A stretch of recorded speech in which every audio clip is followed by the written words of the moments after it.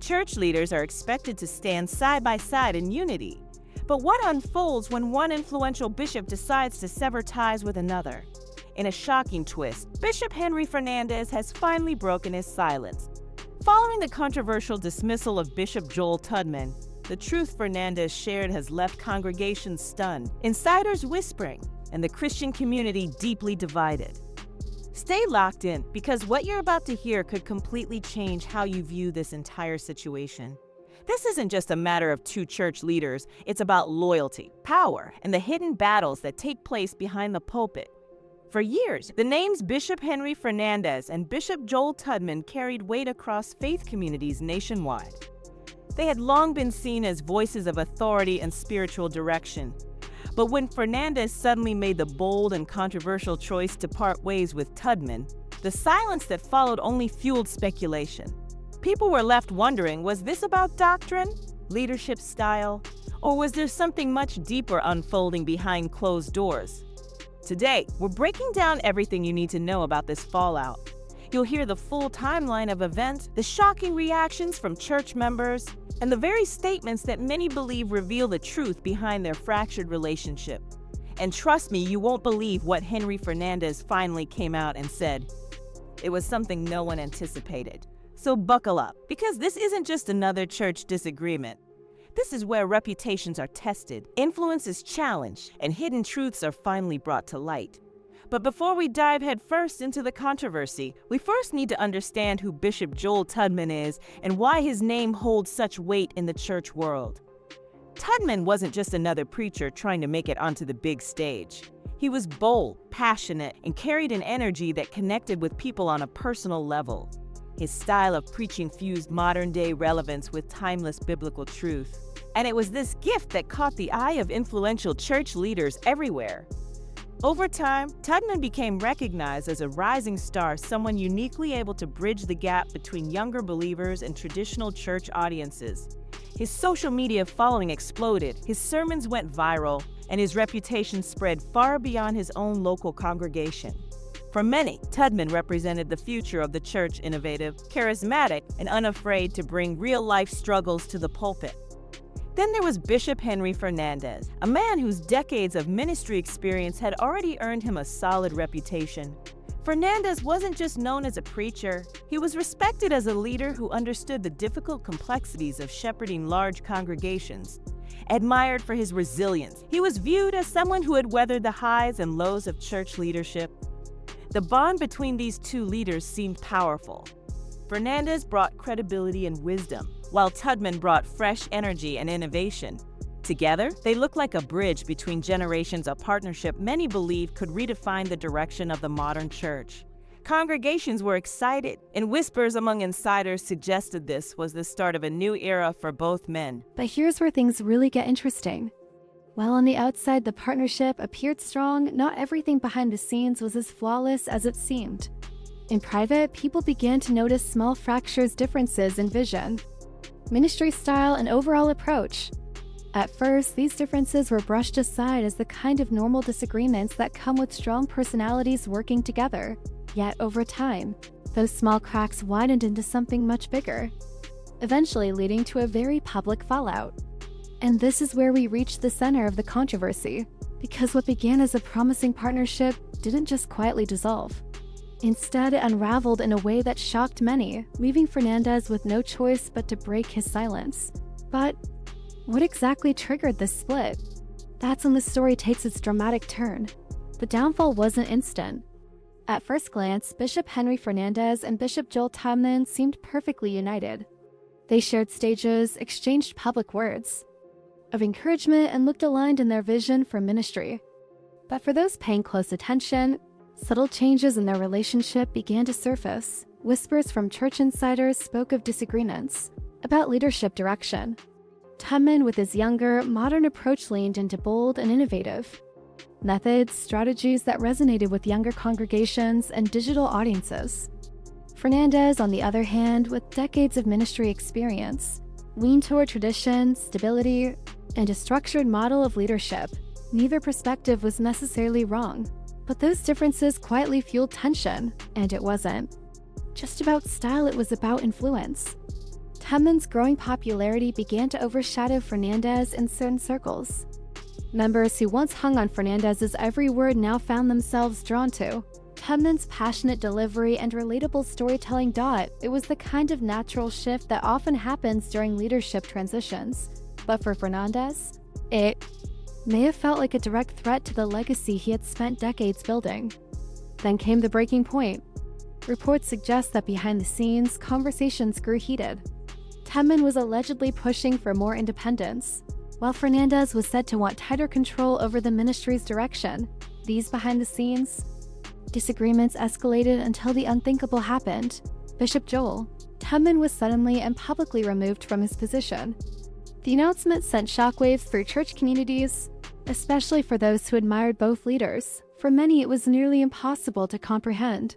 One day Tudman was preaching powerfully from the pulpit, and the next he was cut off from the very platform he had helped elevate. Questions spread rapidly. Why was Tudman fired? What could have happened so suddenly that Fernandez felt forced to sever ties?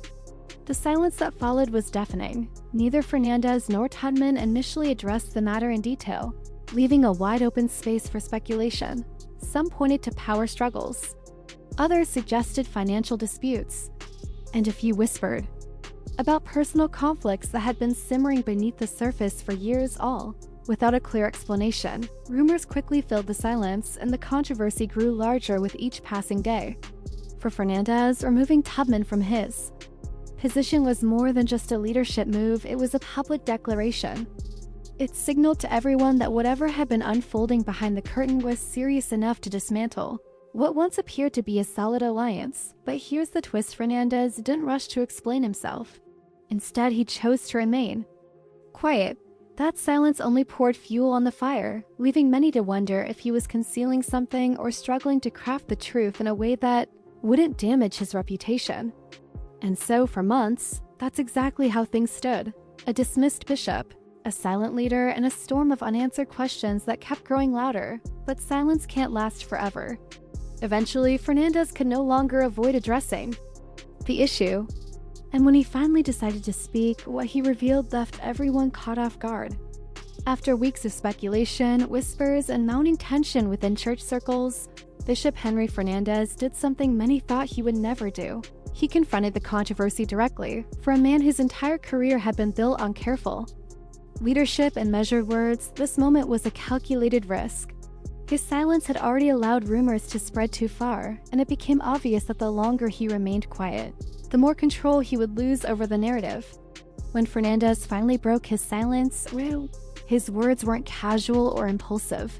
Every statement was deliberate, chosen with precision, and spoken with the authority of someone who knew he had to defend his name and bring stability back to his ministry.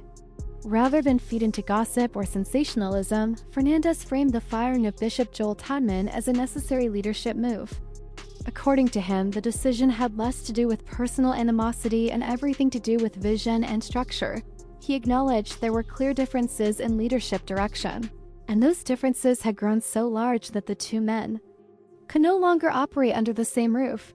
Fernandez stressed the need for unity within the church, making it clear that, in his eyes, keeping Tudman in leadership would only spark division that could ultimately damage the congregation. But there was more at stake than just the church. It was also about protecting his own legacy. Fernandez carefully reminded his audience of the decades he had invested in ministry, the obstacles he had overcome, and the weight of responsibility he carried as a leader. His message was subtle yet firm. This wasn't about jealousy or insecurity. It was about doing what was necessary for the greater good of the ministry. Still, not everyone was convinced. Many church members and online followers felt his explanation raised more questions than it answered. Why had the firing been so abrupt? Why wasn't there any attempt at reconciliation or mediation? Why wasn't Tudman, after all he had contributed, given a more honorable and graceful exit? These lingering questions left many with the impression that Fernandez's statement served more as a defense than a full disclosure. And then came the line that truly divided people. Fernandez declared, "Leadership requires making decisions that others may not understand in the moment, but that are necessary for the future." To his supporters, those words rang with wisdom and conviction. To some, this was wisdom, a sign that he was willing to walk the hard road in order to protect the flock. But to his critics, it sounded like nothing more than an excuse, a cover to hide deeper issues he didn't want exposed. The reaction was immediate. Social media lit up with debates. Some rushed to defend Fernandez, insisting that pastors and bishops often deal with struggles the public never sees. Others, however, accused him of skirting the truth, suggesting there was far more to the story than he was admitting. Memes, commentary, and videos quickly spread across platforms like Facebook, YouTube, and Instagram, turning the Fernandez-Tudman fallout into a trending topic. What Fernandez may not have anticipated, though, was how strongly people rallied behind Joel Tudman after the dust settled. To his followers, Tudman became the underdog, the younger leader unfairly cut down before he could fully step into his potential. Some even labeled Fernandez's explanation as mere damage control, claiming it was designed to protect his own image while sidelining a rising voice that threatened to overshadow him. But here's the twist. Fernandez didn't stop at rehashing the past. He used his statement to pivot toward the future, declaring that the ministry would emerge stronger than ever, and that God's plan could not be derailed by controversy.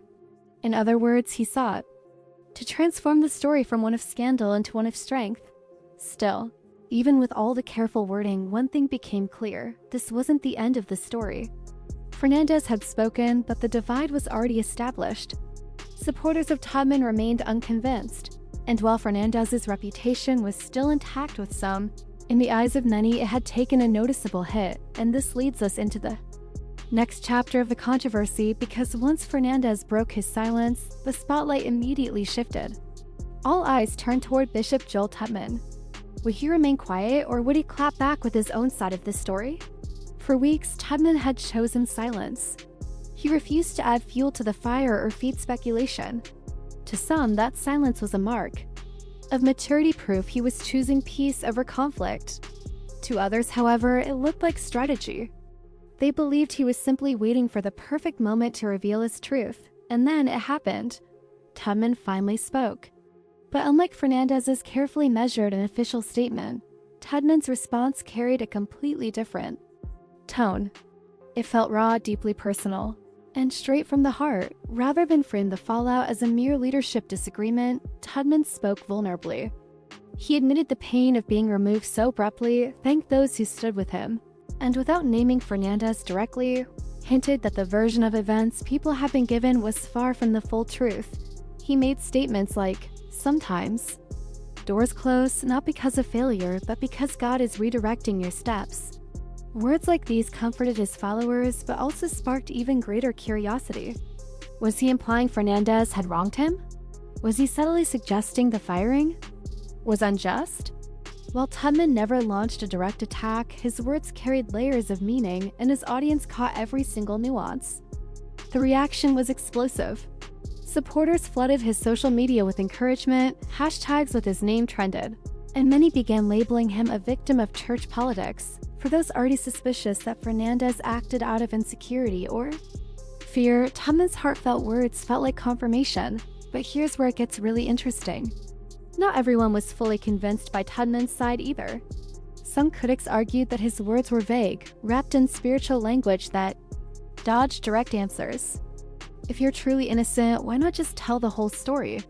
They asked. Others went further, accusing him of using the controversy to boost his personal brand, suggesting his emotional response was every bit as calculated as Fernandez's official statement. Meanwhile, the wider Christian community grew increasingly divided. On one hand, you had Fernandez loyalists, those who viewed him as a seasoned leader making the hard calls.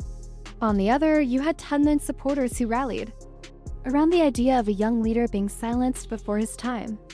Soon, churches, podcasts, and YouTube channels began chiming in, each offering their own spin on what had really gone down. And then there were the congregants themselves, the people most directly impacted. For them, this wasn't just some online debate, it was deeply personal. Many had spent years under Fernandez's leadership, while others had been inspired by Tudman's passion and vision. The sudden fallout forced people to choose sides, and in some cases, it fractured friendships and entire communities. What made it even more complicated was how public the whole thing became. unlike church disputes of the past that stayed tucked.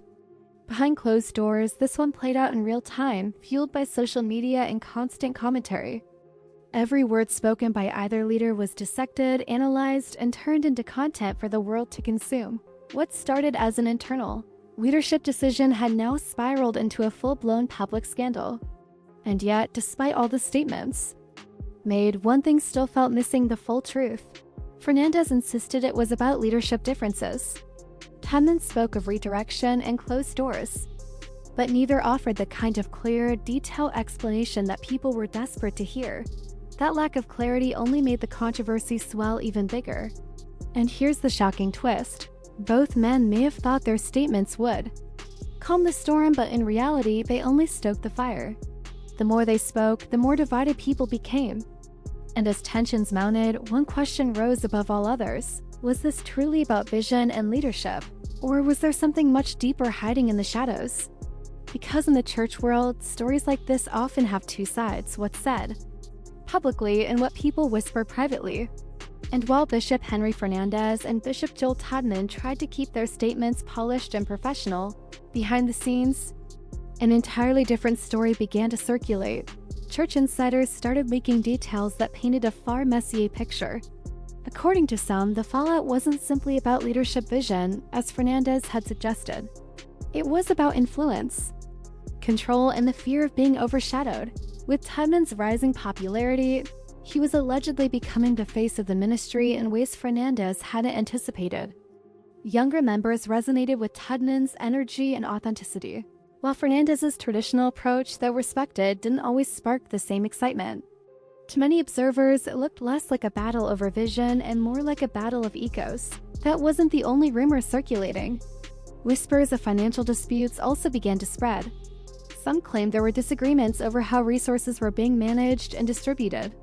Was Tudman pushing for larger investments in modern ministry? Tools like digital platforms and media production, while Fernandez preferred to focus on more traditional church operations. If so, that difference alone could have sparked serious tension, especially in a ministry where resources are directly tied to influence and growth. Then came the question of loyalty. Reports suggested that staff members and church leaders were quietly choosing sides.